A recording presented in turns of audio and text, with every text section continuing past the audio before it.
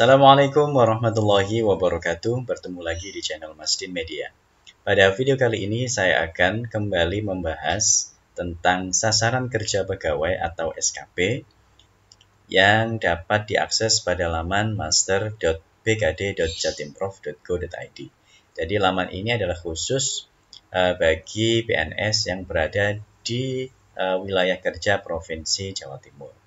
Akan tetapi untuk SKP ini adalah kegiatan yang berlaku bagi seluruh PNS di wilayah negara Republik Indonesia. Oke, untuk membahas SKP ini sebenarnya saya sudah beberapa kali membahas di channel YouTube saya ya, di Masdin Media ya. Jadi bagi Bapak Ibu yang baru pertama kali berkunjung ke channel ini, dipersilakan untuk mendukung channel ini dengan cara klik subscribe ya. Kemudian nyalakan tombol loncengnya untuk menerima informasi update terbaru dari channel saya. Terakhir 2 minggu yang lalu saya sudah mengupload tentang SKP juga, yang menjelaskan bahwa untuk tahun 2020 ini wilayah kerja Provinsi Jawa Timur akan menerapkan SKP yang full online. Ya, dan di situ sudah saya bahas tentang teknis pengisian realisasi bulanan agar nilainya tidak berlebihan ataupun terlalu kecil, begitu ya. Dan di channel saya ini saya juga membuat sebuah playlist ya. Bapak Ibu bisa lihat pada kolom playlist ini. Saya juga membahas khusus tentang SKP online ya, di sini Bapak Ibu ya. SKP online Pemprov Jatim. Jika Bapak Ibu klik view full playlist, nanti akan ada playlist yang membahas segala hal yang berhubungan tentang SKP online, terutama di wilayah Provinsi Jawa Timur ya. Oke, saya akan kembali ke sini. Jadi sekali lagi SKP ini berlaku untuk seluruh PNS di wilayah negara Republik Indonesia tanpa terkecuali, begitu ya. Oke, untuk masuk ke menu SKP kita bisa klik tombol yang ada di sini SKP. Ya. Kali ini saya tidak lagi membahas kegiatan setting tahun awal, kemudian kegiatan awal tahun, kemudian kegiatan bulanan. Ya, ini saya sudah tidak lagi membahas itu. Saya akan beralih ke menu formulir SKP ya. Jadi menu ini adalah menu akhir ya, yang dilakukan pada akhir tahun. Jadi ini adalah beberapa sub menu yang akan diisi atau di entry pada akhir-akhir tahun penilaian kerja.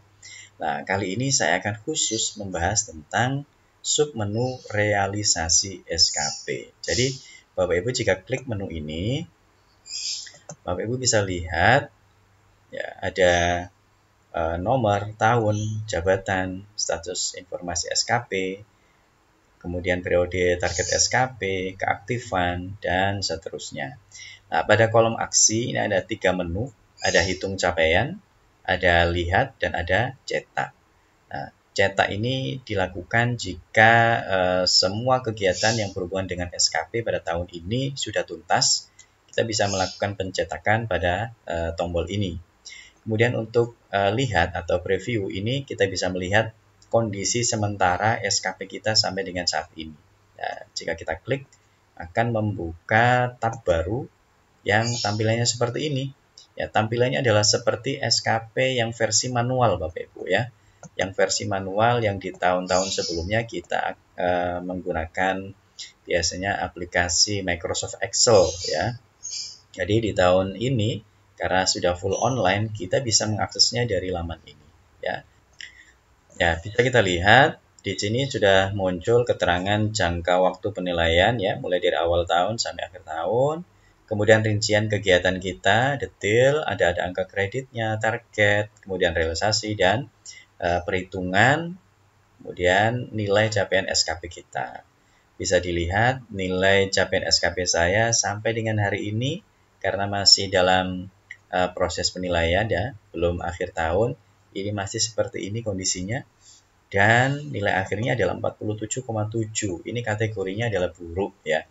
Jadi jangan sampai nanti sampai akhir tahun nilainya masih seperti ini ya Bapak Ibu. Jadi SKP kita minimal baik ya, minimal baik. Dan seperti yang saya sampaikan pada video yang sebelumnya, nilai ini nanti adalah yang akan dikalikan 60% dari total DP3 kita ya.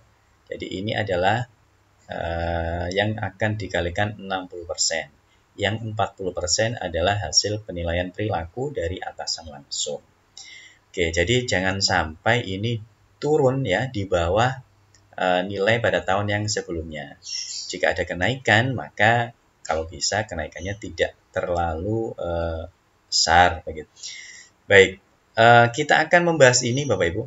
Kita akan membahas khusus tentang perhitungan sampai dengan kita mendapatkan nilai capaian SKP.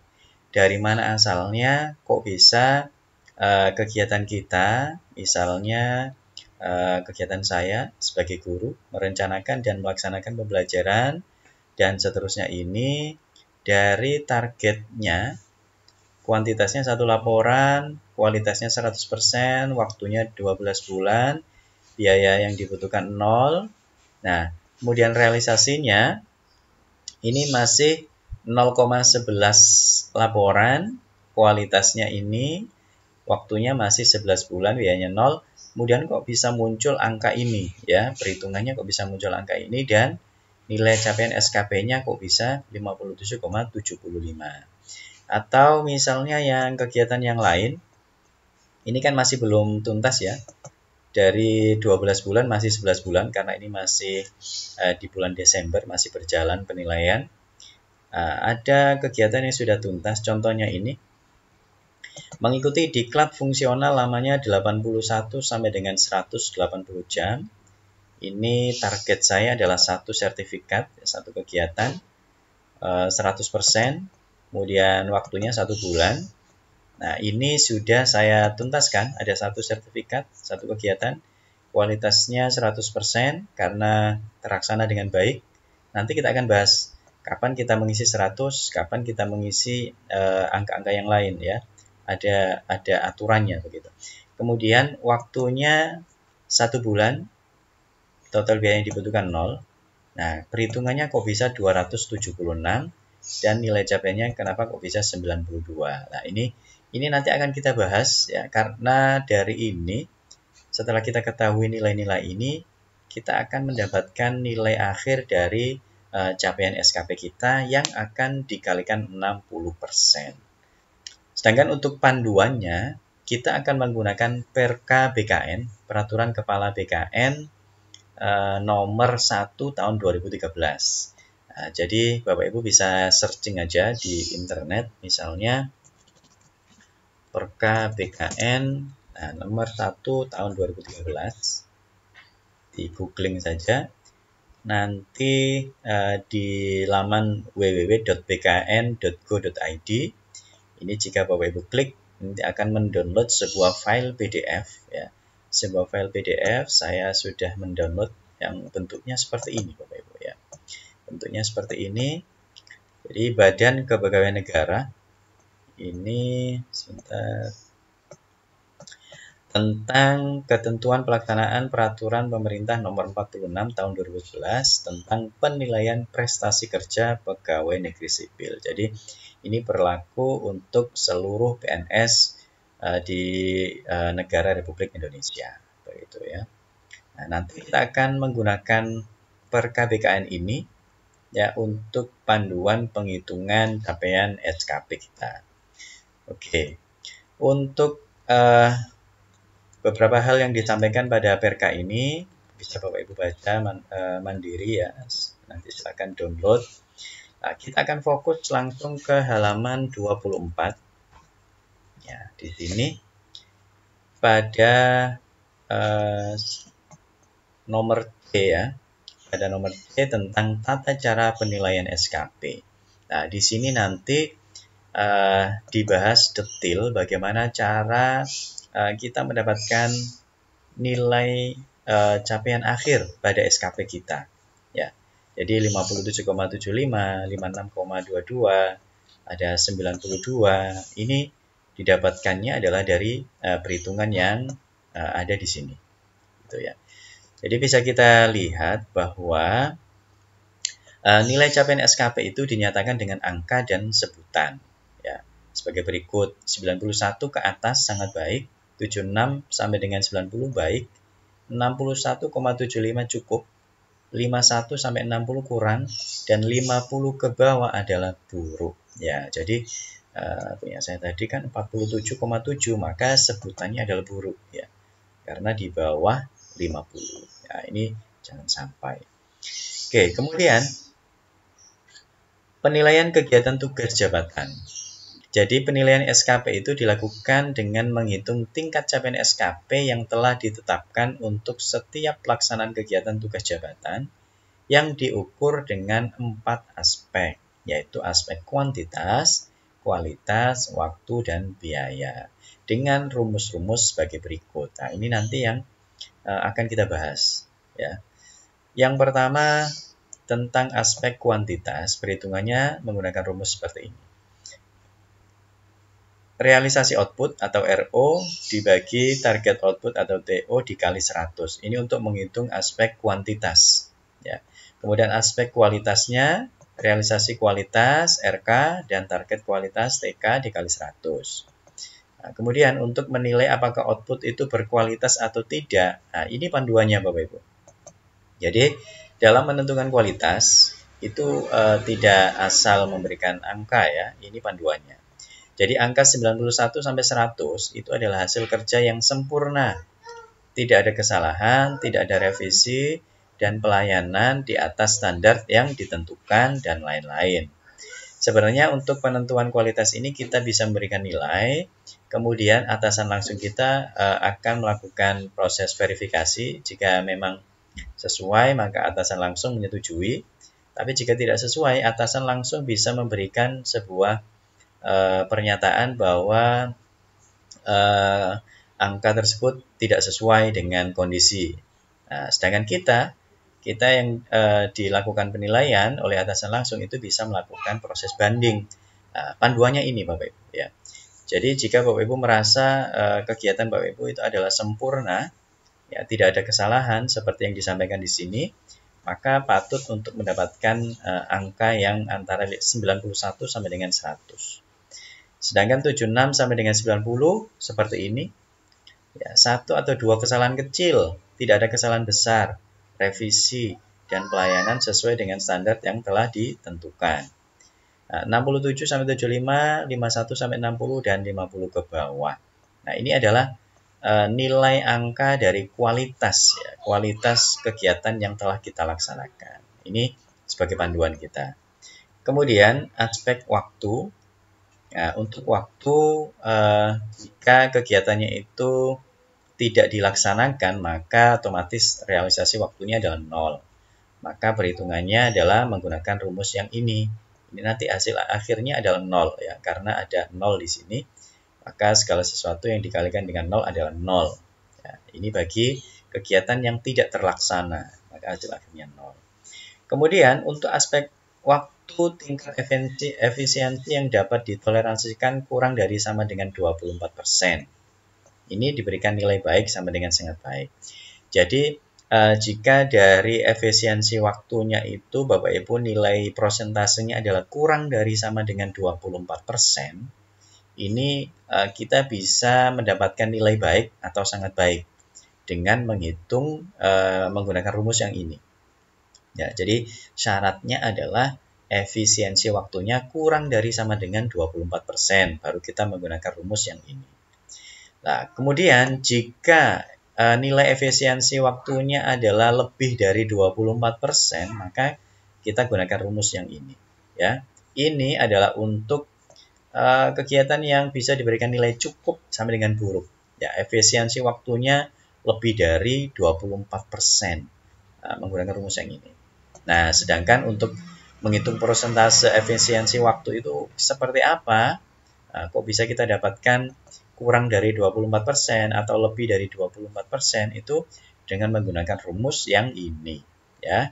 100% dikurangi realisasi waktu dibagi target waktu dikali 100%. Nah, sebenarnya di perka ini sudah dilengkapi dengan contoh-contoh, Bapak Ibu, lengkap ya, contoh-contoh sehingga didapatkan nilai capaian SKP begitu. Tapi yang ada sebagian besar contohnya adalah untuk jabatan struktural ya, jabatan struktural dan fungsional umum yang atau fungsional tertentu yang belum ada contoh kegiatan guru ya, fungsional tertentu sebagai guru. Nah, kali ini saya akan membahas itu dengan contoh konkret real, yaitu kegiatan SKP saya, begitu ya. Baik, dengan panduan ini akan saya siapkan sebuah file Excel ya. Kita nanti akan menghitung bersama-sama ya, menghitung nilai capaian SKP saya di akhir tahun nanti kira-kira seperti apa. Oke, karena kita sudah punya ini, kita coba kembali lagi ke menu ini. Oke, kita kembali lagi ke menu ini. Pada menu hitung capaian, ini kalau kita klik, nanti akan muncul tampilan seperti ini, hampir sama seperti yang di menu lihat tadi ya, hampir sama seperti ini, persis. Tapi di sini ada tombol save dan cancel. Tombol save ini digunakan untuk menyimpan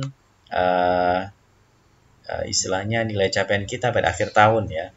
Jadi jika sudah diklik tombol simpan, maka nilai capaian ini adalah nilai capaian yang kita dapatkan dan sudah tidak bisa diubah lagi. Jadi jangan sampai jika Bapak Ibu masih ada yang belum dilakukan proses realisasi dan belum tuntas, jangan sampai klik tombol ini ya. Jadi ini adalah dilakukan jika semua kegiatan sudah terlaksana dan sudah dilakukan proses penilaian oleh atasan langsung. Gitu. Baik, kita akan menggunakan contoh ini, contoh kegiatan SKP saya selama 1 tahun ini untuk mulai menghitung ya, untuk menghitung nilai capaian SKP kita ya. Jadi contohnya adalah kegiatan saya sebagai PNS guru. Baik, saya akan mencoba untuk menghitung ya, contoh saja ya. Contoh untuk poin ke-7, yaitu kegiatan mengikuti diklat fungsional ya, yang lamanya 81 sampai dengan 180 jam. Ini kok bisa mendapatkan nilai 276 dan nilai capaiannya adalah 92. Itu dari mana asalnya? Nah, kita akan lihat ya. Yang pertama, kita akan menghitung untuk aspek kuantitas. Aspek kuantitas adalah menggunakan rumus. Sebentar, ini akan saya screenshot saja. Seperti ini. Kita akan jadikan panduan di Excel. Kita siapkan Excelnya, saya taruh di sini. Ya, ini adalah untuk menghitung kuantitas, ya, aspek kuantitas. Kemudian ini adalah untuk menghitung aspek kualitas. Oke, kita taruh di sini juga.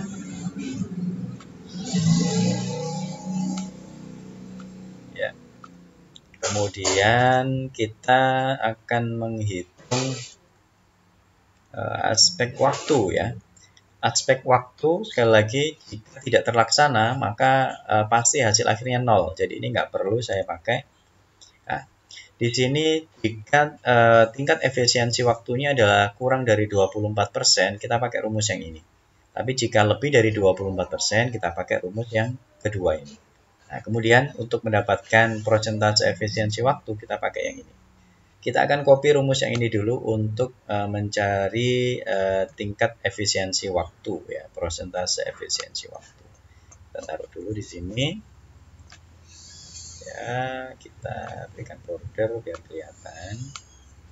Oke, kemudian kita akan mengcopy rumus untuk menghitung aspek waktu jika efisiensi waktunya kurang dari sama dengan 24%.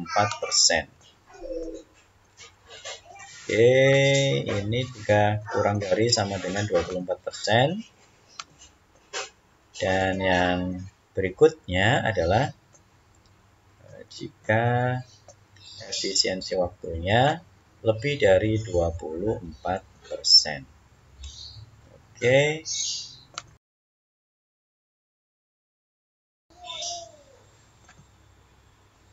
Ya, kita sudah dapatkan rumus-rumusnya. Sekarang kita akan coba untuk mulai menghitung, ya, menghitung.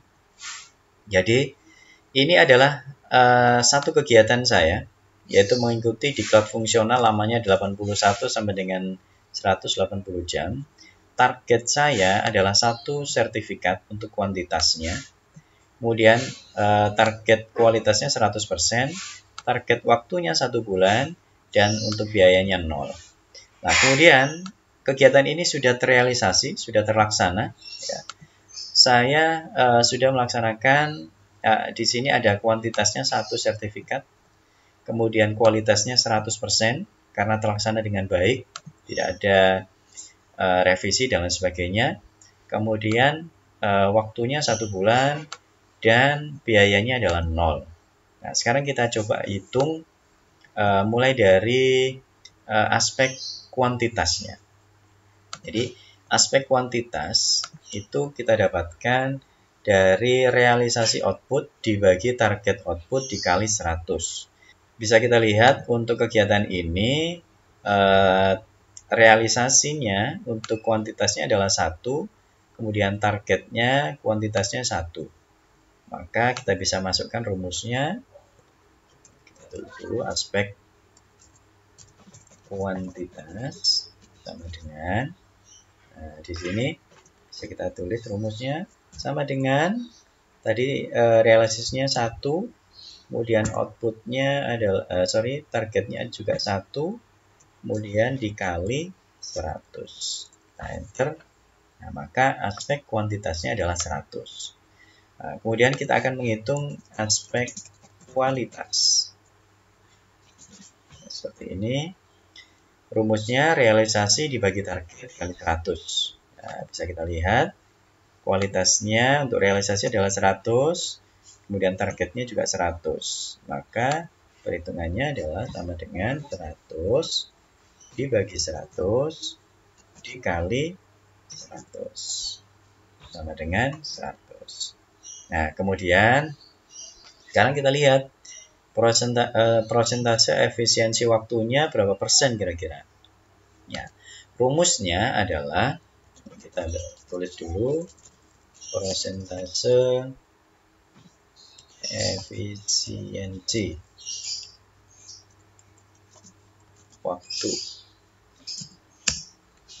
Nah, di sini bisa kita lihat rumusnya adalah 100 dikali realisasi waktu dibagi target waktu dikali 100. Ya, kita lihat untuk waktunya targetnya 1, realisasinya juga 1. Maka kita bisa hitung rumusnya adalah 100%.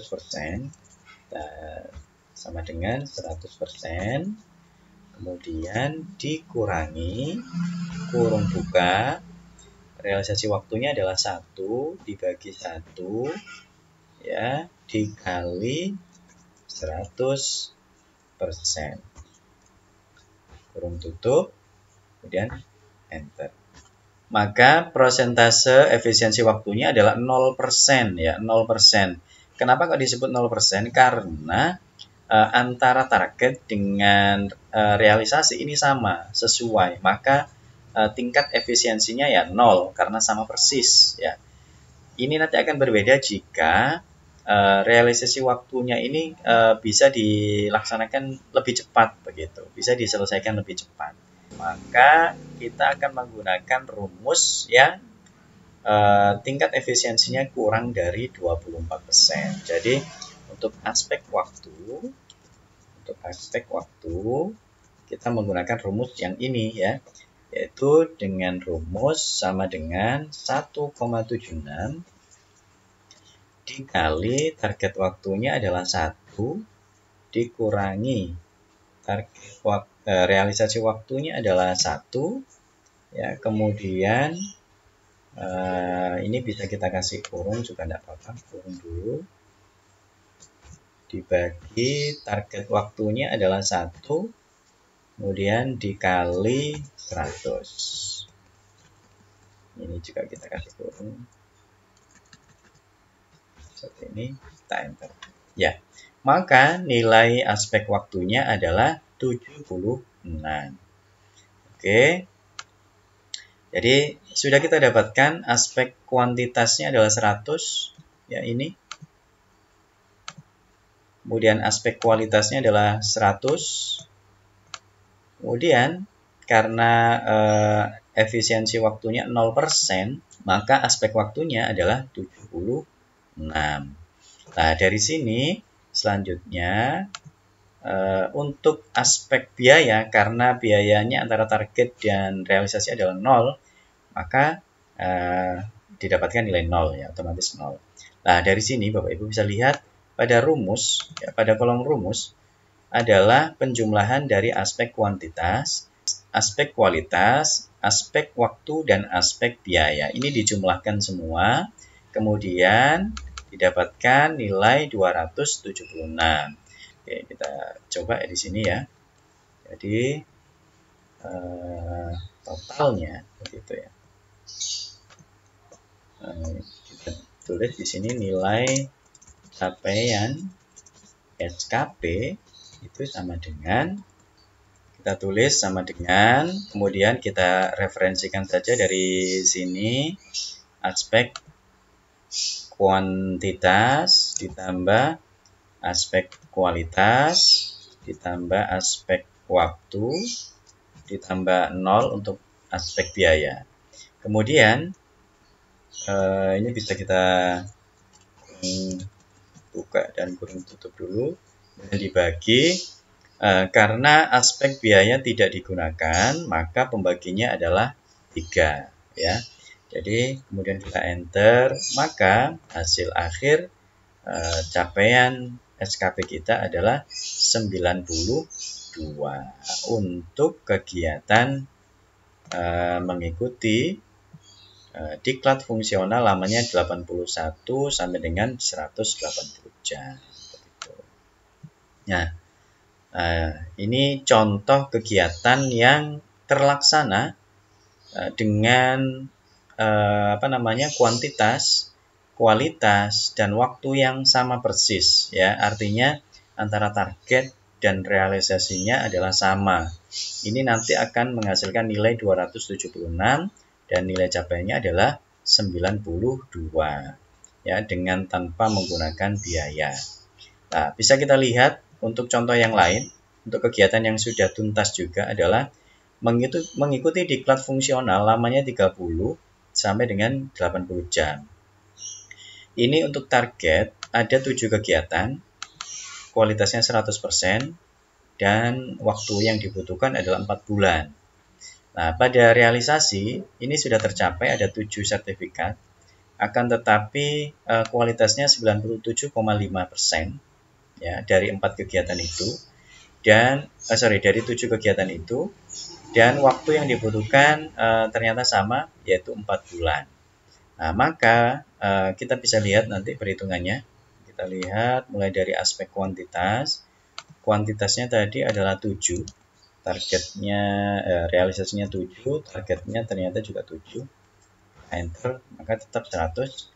Kemudian aspek kualitas, realisasinya tadi adalah 97,5, ya. 97,5. Kita tulis 97,5. Kemudian targetnya adalah 100. Nah, ini kita enter. Nah, maka 97,5 munculnya. Kemudian persentase efisiensi waktu. Ya, karena tadi waktunya targetnya realisasinya adalah 4. Targetnya juga 4. Maka prosentasenya 0, ya. Karena kurang dari 24%, maka kita gunakan rumus yang ini, ya. Aspek waktunya adalah di sini target waktunya adalah 4, realisasi waktunya adalah 4, dan dibagi 4 juga, ya. Kemudian kita enter. Nah, maka hasil akhirnya adalah ini, ya. Bisa kita lihat 91,16, ya. Bisa kita lihat di sini 91,17 karena sudah di bulatkan gitu ya, 1666 gitu.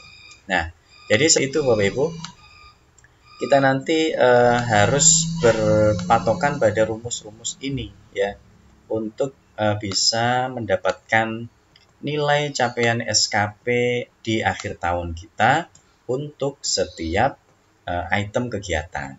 Ya. Jadi nilai ini adalah nilai akhir tahun pada kegiatan nomor 1. Ini adalah nilai akhir tahun pada kegiatan nomor 2 dan seterusnya.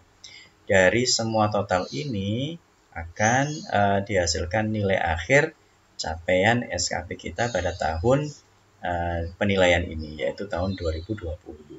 Dan ini jangan sampai buruk, ya, minimal baik. Dan nilai ini adalah nilai yang akan dikalikan 60% pada DP3 kita nanti. Ya, demikian Bapak Ibu sekalian, mudah-mudahan apa yang saya jelaskan ini bisa bermanfaat ya. Jadi jangan sampai nanti nilai akhir pada setiap item kegiatan ini seperti ini kondisinya ya. Jadi tadi ada kriterianya minimal baik ya kalau bisa Bapak Ibu. Jadi kriterianya adalah di sini ya, kriteria untuk nilai seperti ini. Jadi 91 ke atas sangat baik, 76 sampai 90 adalah baik, 61 sampai 75 adalah cukup, 51 sampai 60 adalah kurang, dan 50 ke bawah adalah buruk. Jangan sampai nilainya buruk, kemudian tidak turun dari tahun sebelumnya ya. Dan jika ada kenaikan tidak terlalu drastis. Itu panduan yang bisa Bapak Ibu perhatikan. Baik, demikian yang bisa saya sampaikan. Sekali lagi mudah-mudahan bermanfaat. Jika ada pertanyaan, jika ada request, bisa disampaikan di kolom komentar.